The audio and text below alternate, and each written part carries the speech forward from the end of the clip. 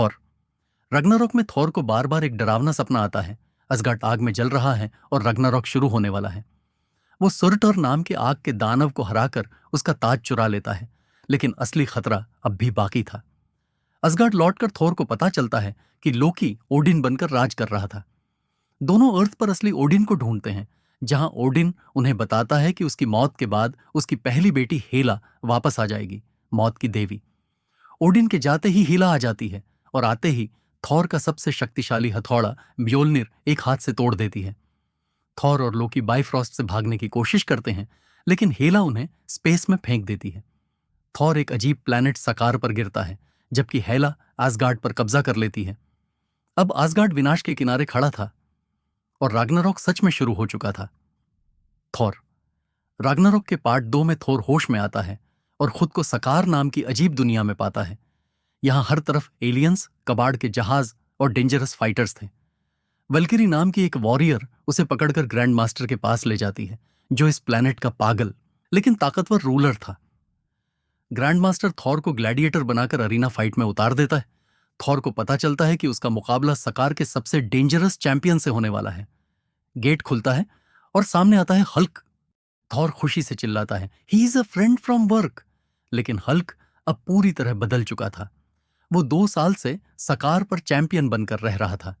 दोनों के बीच जबरदस्त लड़ाई शुरू होती है। बिना हथौड़े के भी थोर हल्क को टक्कर देता है।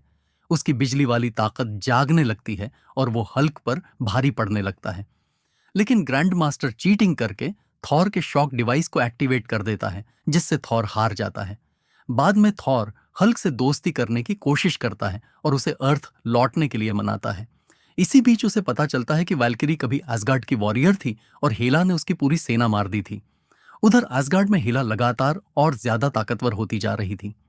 हाइमडॉल लोगों को छुपाकर बचा रहा था, लेकिन हेला की सेना करीब पहुंच चुकी थी। थॉर समझ जाता है कि अब सबको साथ आना होगा। वो लोकी, वॉल्करी, हल्क और कॉर्क को कन्विंस करता है।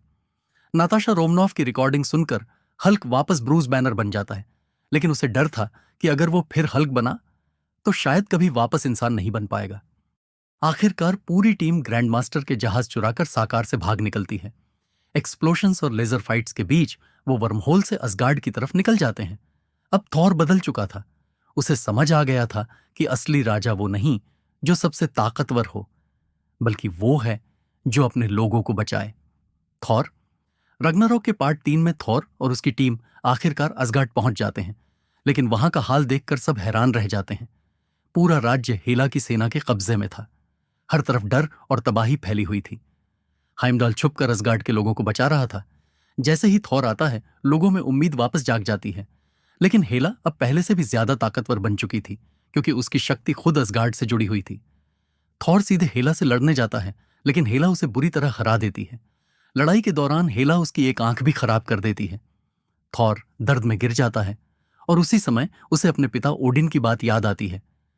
क्या तुम सिर्फ हथौड़े के देवता हो?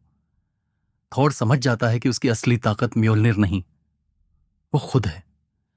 अचानक उसके शरीर में बिजली की जबरदस्त शक्ति जाग जाती है।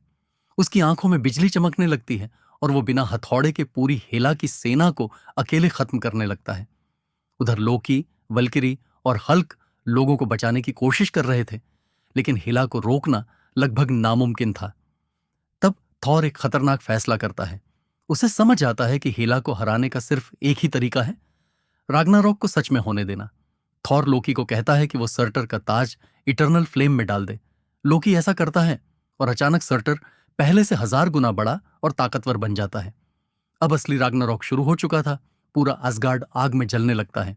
हेला सर्टर को रोकने की कोशिश करती है, लेकिन सर्टर अपनी विशाल तलवार से पूरे राज्य को तबाह करना शुरू कर देता है। इस बीच थॉर, लोकी, वल्किरी, हल्क और हाइमडॉल मिलकर असगार्ड के लोगों को एक स्पेसशिप में सुरक्षित निकाल लेते हैं। हल्क आखिरी बार जायंट वुल्फ फेनरिस से लड़ता है, जबकि लोकी लोगों की मदद करके साबित करता है कि उसके अंदर अभी भी अच्छाई बाकी है, और पूरा आसगार्ड विस्फोट के साथ खत्म हो जाता है।